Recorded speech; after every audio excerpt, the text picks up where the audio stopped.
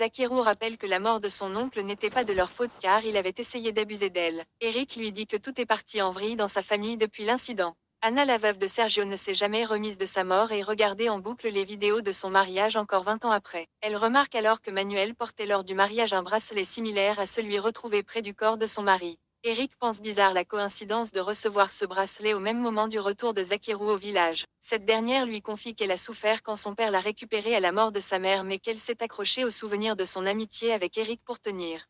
Zakeru dit à son petit ami Adrian qu'elle souhaite donner la maison de sa grand-mère à quelqu'un dans la rue que de la laisser à l'abandon. Brocalio vient la voir et lui annonce que le squatteur dit que c'est sa grand-mère qui l'avait autorisé à y vivre, ce que Zakeru ne croit pas.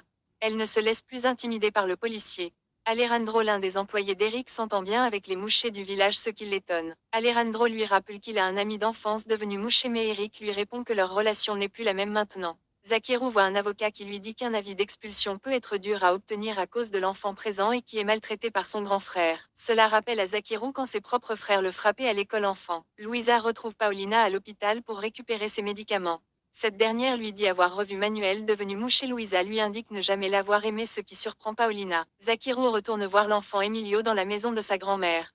Elle lui dit que son frère n'a pas le droit de le frapper. Elle lui donne un miroir pour sympathiser. Une voisine lui apprend que son frère l'enferme toute la journée mais de faire attention car c'est un voyou. Emilio lui donne un papier avec une adresse sans dire un mot. Alejandro prend en charge une cliente, Sylvia, qui dit être venue pour faire une enquête. Il va ensuite passer un moment avec Amba.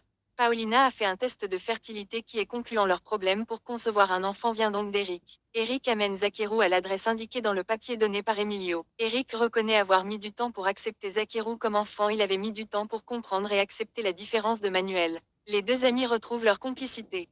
Eric confie n'avoir jamais parlé du secret autour de la mort de Sergio à Paulina. Paulina cherche à joindre Eric mais ses collègues chauffeurs lui annoncent qu'il est parti avec son ami mouché. Arrivé à l'adresse donnée par Emilio, Eric se renseigne auprès d'une voisine qui lui indique que la mère du petit est mort et qu'Emilio était son seul enfant. Sur le retour, Eric amène Zakeru à leur plage favorite. Il lui confie qu'elle n'a pas pu revenir car trop occupée à fuir son père et avait trop honte pour recontacter Eric. Elle a eu des galères même en arrivant aux États-Unis clandestinement jusqu'à sa transformation. Eric lui confie ne pas savoir comment agir avec elle. Zakeru lui répond de ne penser qu'à leur amitié.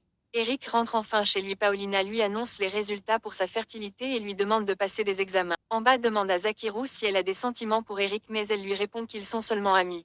Une lettre est glissée sous la porte de chez Eric et Paulina. Cette dernière l'ouvre et il lit une lettre. Brocalio retrouve le dossier sur la mort de Sergio avec les éléments incriminant Manuel. Sylvia indique à Alejandro qu'elle est venue au village retrouver son père. Une voisine de la maison de Rafaela informe Amba qu'elle s'inquiète pour le petit qui y vit car elle a entendu des cris horribles cette nuit.